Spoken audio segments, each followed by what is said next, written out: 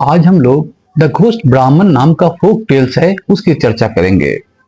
एक समय की बात है, एक गरीब ब्राह्मण रहता था जो कुलीन न होने के कारण विवाह करना संसार का सबसे कठिन काम समझता था। वह धनी लोगों के पास गया और उनसे विवाह करने के लिए धन की भीख मांगी, और विवाह के खर्चे के लिए नहीं बल्कि दुल्हन के माता पिता को देने के लिए बहुत बड़ी धनराशि की आवश्यकता थी।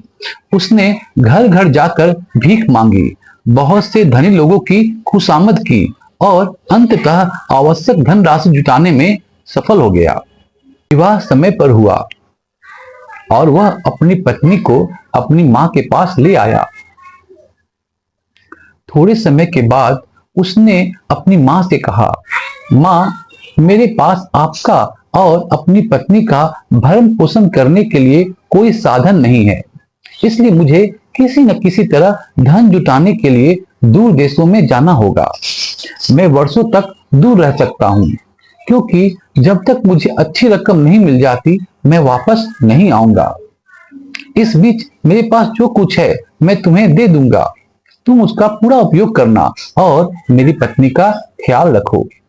ब्राह्मण अपनी मां का आशीर्वाद लेकर यात्रा पर निकल पड़ा। उसी दिन शाम को ब्राह्मण का हुलिया बनाकर एक भूत घर में आया। नवविवाहिता ने उसे अपना पति समझकर कहा, तुम इतने जल्दी कैसे लौट आए? तुमने तो कहा था कि तुम वर्षों तक वहां रहोगे, फिर तुमने अपना विचार क्यों बदल दिया? भूत ने कहा, आज का दिन शुभ नहीं है, इसलिए मैं घर लौट आया हूं। इसके अलावा मेरे पास पहले से ही कुछ धन भी है। मां को संदेह नहीं हुआ कि यह उसका बेटा है, इसलिए भूत घर में इस तरह रहने लगा मानो वह उसका मालिक हो और मानो वह बुढ़िया का बेटा और उस युवती का पति हो। क्योंकि भूत और ब्राह्मण हर बात में एक दूसरे से मिलते जुलते थे, दो मटर के दाने की तरह, इसलिए आस पड़ोस के सभी लोगों ने सोचा कि भूत ही असली ब्राह्मण है। कुछ वर्षों के बाद ब्राह्मण अपनी यात्रा से लौटा और जब उसने अपने जैसा ही एक और व्यक्ति घर में पाया तो उसे कितना आश्चर्य हुआ। भूत ने ब्राह्मण से पूछा, तुम कौन हो? तुम्हें मेरे घर आने का क्या काम है? मैं कौन हूं? ब्राह्मण ने उत्तर दिया, मैं पूछता हूं तुम कौन हो? यह मेरा घर है, यह मेरी मां है और यह मेरी पत्नी है।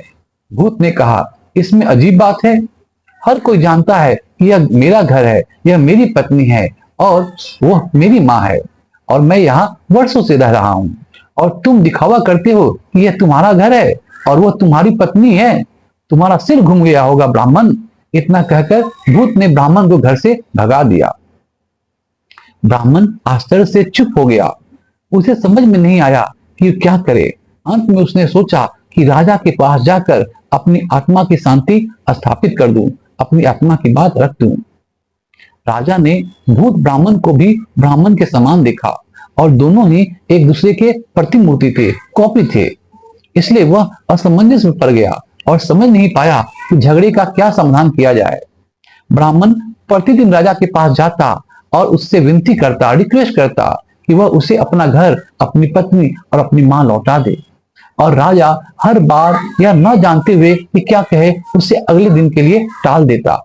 हर दिन राजा उससे कहता कल आना, और हर दिन ब्राह्मण महल से रोता हुआ और अपने माथे पर हाथ फेरता हुआ, मारता हुआ चला जाता और कहता, यह कैसी दुष्ट दुनिया है, यह दुनिया कितनी दुष्ट है। मुझे अपने ही घर से निकाल दिया गया और किसी दूसरे व्यक्ति ने मेरे घर और मेरी पत्नी पर कब्जा कर लिया है, और यह कैसा राजा है, यह न्याय नहीं करता। अब ऐसा हुआ कि जब ब्राह्मण हर दिन दरबार से शहर के बाहर जाता था तो वह एक ऐसी जगह से गुजरता था जहां बहुत सारे चरवाहे खेलते थे। वे गायों को घास के मैदान में चरने देते, जबकि वे खुद एक बड़े पेड़ के नीचे इकट्ठा होकर खेलते थे, और वे राजसी तरीके से खेलते थे। एक चरवाहे को राजा चुना जाता और दूसरे को प्रधानमंत्री या वजीर, तीसरे को कोतवाल या पुलिस का प्रीफेक्ट और अन्य को कांस्टेबल। कई दिनों तक हर दिन वे ब्राह्मण को एक साथ देखते थे। सब बच्चे ब्राह्मण को एक साथ देखते थे जो रोते हुए वहां से गुजर रहा था। एक दिन चरवाहे राजा ने अपने वजीर से पूछा, क्या वह जानता है कि ब्राह्मण हर दिन क्यों रोता है? वजीर के सवाल का जवाब न देने पाने पर चरवाहे राजा ने अपने एक सिपाही को ब्राह्मण को उसके पास लाने का आदेश दिया। उनमें से एक ने जाकर ब्राह्मण से कहा, राजा को आपकी तत्काल उपस्थिति की आवश्यकता है। ब्राह्मण ने उत्तर दिया, किस लिए? मैं अभी अभी राजा के पास से आया हूं और उसने मुझे कल तक के लिए टाल दिया है। मुझे फिर से क्यों बुला रहा है? सिपाही ने उत्तर दिया, हमारे राजा को आपकी आवश्यकता है। हमारे साफ सुथरे झुंड के राजा को। ब्राह्मण ने पूछा, साफ सुथरे झुंड के राजा कौन है? उत्तर था, आओ और देखो। साफ सुथरे झुंड के राजा ने तब ब्राह्मण से पूछा कि वह हर दिन रोता हुआ क्यों चला जाता है। तब ब्राह्मण ने उसे अपनी दुख भरी कहानी सुनाई।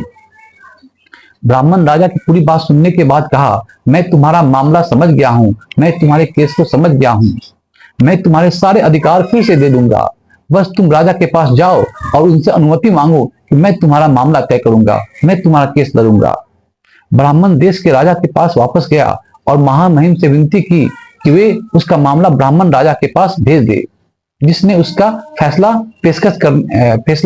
पेशकश की थी लड़ने के लिए।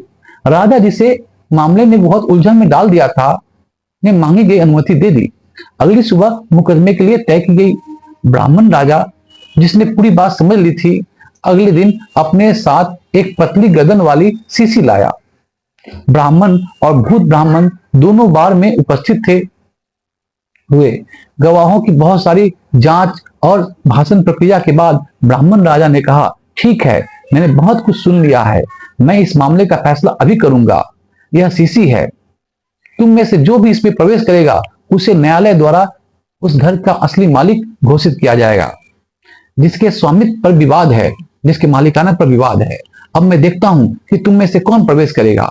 ब्राह्मण ने कहा, तुम एक ब्राह्मण हो और तुम्हारी बुद्धि भी एक ब्राह्मण की तरह है। कौन आदमी है इतनी छोटी शीशी में प्रवेश कर सकता है? ब्राह्मण राजा ने कहा, यदि तुम प्रवेश नहीं कर सकते तो तुम असली मालिक नहीं हो। इस पर तुम क्या कहते हो श्रीमान? भूत ब्राह्मण की ओर मुड़कर उससे कहा, यदि तुम शीशी में प्रवेश कर सकते हो तो घर और पत्नी और मां तुम्हारी मां हो जाएगी। भूत ने कहा, बेशक मैं प्रवेश करूंगा। और अपने वचन के अनुसार सभी को आश्चर्यचकित करते हुए उसने खुद को एक कीड़े की तरह छोटे प्राणी में बदल दिया और शीशी में प्रवेश कर गया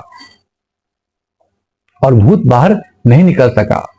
फिर ब्राह्मण को संबोधित करते हुए स्वच्छंद झुंड के राजा ने कहा, इस शीशी को समुद्र के तल में फेंक दो और अपने घर, पत्नी और मां पर अधिकार कर लो। ब्राह्मण ने ऐसा ही किया और कई वर्षों तक खुशी से रहा और उसके बेटे और बेटियां हुई। यहां ये मेरी कहानी समाप्त होती है। आशा करता हूं ये कहानी घोस्ट ब्राह्मण आपको पसंद आया होगा। यदि ये पसंद आया हो वीडियो तो इसे लाइक कीजिए और हमें फॉलो कीजिए और हमारे चैनल को सब्सक्राइब भी जरूर कीजिए। थैंक यू, धन्यवाद।